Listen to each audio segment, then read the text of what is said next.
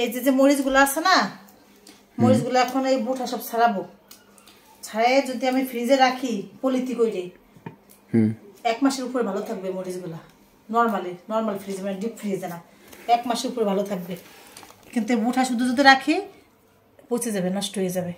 বুটা ছাড়াইয়ে সুন্দর করে, পানি থাকলে হবে না, পানিও মুছে শুকাইয়ে পলিথি করে আমি নর্মালি রেখে দেবো, 1 মাসের উপরে থাকবে।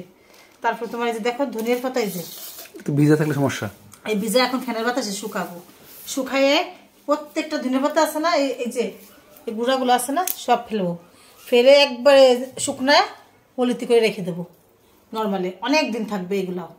ঠিক আছে। তারপরে যে শাকগুলা দেখো, এই শাকগুলো ফ্যানের বাতাসে সব শুকাবো। শুকাইয়ে শাকের সাইজ যতটুকু আমি রান্না করবো ওইভাবে কাটে কেটে পলিথি করে রেখে দেবো।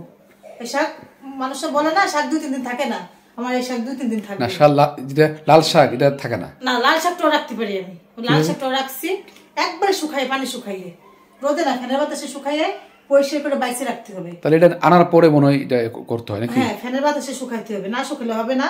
তারপরে তো পরিষ্কার করে রাখতে হবে। যে লাল শাকের যে গুঁড়াগুলো থাকে ওগুলো রাখলে কিন্তু আবার নষ্ট হয়ে যায়। সুন্দর করে বাইসে রাখতে হয়, শাক হোক, ধনের পাতা হোক, যে কোনো শাক হোক, বুঝছো? তাই এখন আমি এগুলা আগে মরিচগুলো করি, তারপর এগুলো ফ্যানের বাতাসে শুকাবো।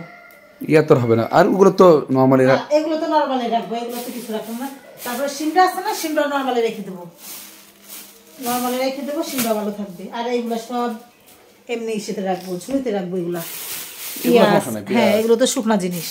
পেঁয়াজ, তারপরে আলু, কচুর ছড়া, এগুলো ভালো থাকবে। আর এগুলো হচ্ছে ফ্রিজে ঢুকবে। দেখো মরিচ, হ্যাঁ পারবানি খাইতে? পারবানি? নাও একটা কাঁচামরিচ খেয়ে দেখাও আমারে। না এটা অনেক বড় দেখিস, খাও না।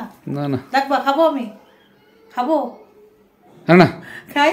পারবে না, দরকার নেই। পারবো না, কি দিবা? যদি পারি মরিচটা খেতে কি দিবা আমারে? আচ্ছা রাখো, বাজি ধরতে হবে, আমি এমনি খাবো না। বাজি দেবো না, গুছাও বুঝছি, গুছাও। এত ভয় আছে ধরা রে, টাকা চলে যাবে পকেটেতে, এত ভয়। আরে কিপটা রে। আরে না বাজে না, মরিচ খাইতে সমস্যা তোমার? আমার সমস্যা হবে, সমস্যা তো আমারই উপর, ডাক্তার না লাগবে, লস দেওয়া লাগবে, টাকা চলে যাবে, সেটা বলো। ওষুধ কিনা লাগবে, এই জন্য সমস্যা না। ওষুধ কিনা লাগবে, মরিচ কে ওষুধ কিনা লাগে। একটা মরিচ খেয়ে চিনি খেয়ে ফেলাবো, শেষ। তাহলে তো হবে না।